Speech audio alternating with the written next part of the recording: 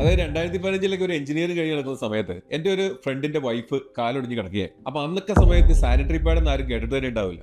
Ladies എങ്ങനെയാണ് sanitary pad dispose ചെയ്യുന്നതെന്ന് ആർക്കും അറിയില്ലായിരുന്നു. അത് ഇദ്ദേഹത്തിന് ഈ ഒരു സാനിറ്ററി പാഡ് കത്തിച്ചുള്ള ബുദ്ധിമുട്ടുണ്ടായി. അങ്ങനെ അദ്ദേഹം എന്നെ മീറ്റ് ചെയ്യുകയും ഇത് കത്തിക്കാനായിട്ട് ഒരു ഗ്യാസ് വെച്ചൊരു ഇൻസിനേറ്റർ ഉണ്ടാക്കുന്നതിനെ കുറിച്ച് ഞങ്ങൾ പ്ലാൻ ചെയ്തു. അങ്ങനെ ഗ്യാസ് വെച്ച് ഞങ്ങൾ ഇത് കത്തിക്കുന്നതിന്റെ പ്രോഡക്റ്റ് ഉണ്ടാക്കി വളരെ ഭംഗിയായിട്ട് വർക്ക് ചെയ്തു. പക്ഷേ ഇത് വീട്ടിൽ എവിടെയും കൊണ്ട് നമുക്ക് ഫിക്സ് ചെയ്യാൻ പറ്റില്ല. കാരണം അതിന്റെ ഗ്യാസിന്റെ ഇഷ്യൂ, സേഫ്റ്റി പ്രിക്കോഷൻസ്, അങ്ങനെ ഒരുപാട് പ്രശ്നങ്ങൾ. അങ്ങനെ ഞങ്ങൾ ഇത് ഇലക്ട്രിക്കൽ വെച്ച് ഉണ്ടാക്കുന്നതിനുള്ള പ്രൊഡക്റ്റ് ചെയ്തു. ആദ്യം ഉണ്ടാക്കിയത് 2-3 മോഡലുകളെല്ലാം ഫെയിലിയർ ആയി. ഫെയിലിയർ എന്ന് വെച്ചാൽ വർക്ക് ചെയ്യും, പക്ഷെ പെട്ടെന്ന് തന്നെ ഹീറ്റർ അടിച്ചു. അങ്ങനെ വന്നിട്ടാണ് ഞങ്ങൾ വീണ്ടും ഇതിനെ ഒരു ഇൻകോണൽ പോലെയുള്ള സെറാമിക് ഹീറ്റർ പോലെയുള്ള ഹീറ്ററുകൾ വെച്ചിട്ട് ഡെവലപ്പ് ചെയ്തു. ഇന്നോവേറ്റ് ചെയ്തിട്ട് ഇത് നല്ലൊരു പ്രോഡക്റ്റ് ആക്കി എടുത്തു. അങ്ങനെ ഇത് അദ്ദേഹത്തിന് കൊടുത്തു. അദ്ദേഹത്തിന്റെ കൂടെ തന്നെ ഒരു 3-4-5 ഫ്രണ്ട്സിന്റെ ഇത് ഉപയോഗിച്ചു. ഇത് ഉപയോഗിച്ച എല്ലാവരും നല്ല പ്രോഡക്റ്റ് ആണ്. അവരൊന്നും ആരും അന്നൊന്നും സമയത്ത് ചിലപ്പോൾ ഈ സാനിറ്ററി പാഡൊന്നും ആരും കേട്ടിട്ട് പോലും ഉണ്ടാവില്ല. നല്ല റിവ്യൂ ഇതിനെ കുറിച്ച് പറഞ്ഞു. അങ്ങനെ വന്നപ്പോൾ ഇദ്ദേഹം തന്നെ പറഞ്ഞു, എന്തുകൊണ്ടാണ് അങ്ങനെയാണ് നമുക്ക് കുറച്ച് കൂടുതൽ പ്രോഡക്റ്റുകൾ മാനുഫാക്ചർ ചെയ്ത് ഇത് എല്ലാവരിലേക്കും ഒന്ന് എത്തിച്ചുകൂടെ. അങ്ങനെ ആദ്യമായിട്ട് ഞാൻ കോയമ്പത്തൂർ പോയി അവിടെ തന്നെ ഡ്രോയിങ്ങുകളെല്ലാം പ്രിപ്പയർ ചെയ്ത് അവർ CNC ഷീറ്റ് കട്ട് ചെയ്ത് തന്നു. അത് ബെൻഡ് ചെയ്ത് ഇവിടെ ഒന്ന് ഫാബ്രിക്കേറ്റ് ചെയ്ത് പൗഡർ കോട്ട് ചെയ്തൊരു സാനിറ്ററി നാപ്കിൻ ഇൻസിനറേറ്റർ എന്ന് പറഞ്ഞ ചെറിയ പ്രോഡക്റ്റ് ആയി ഉണ്ടാക്കി. അതിലാണ് ഞങ്ങളുടെ കമ്പനിയുടെ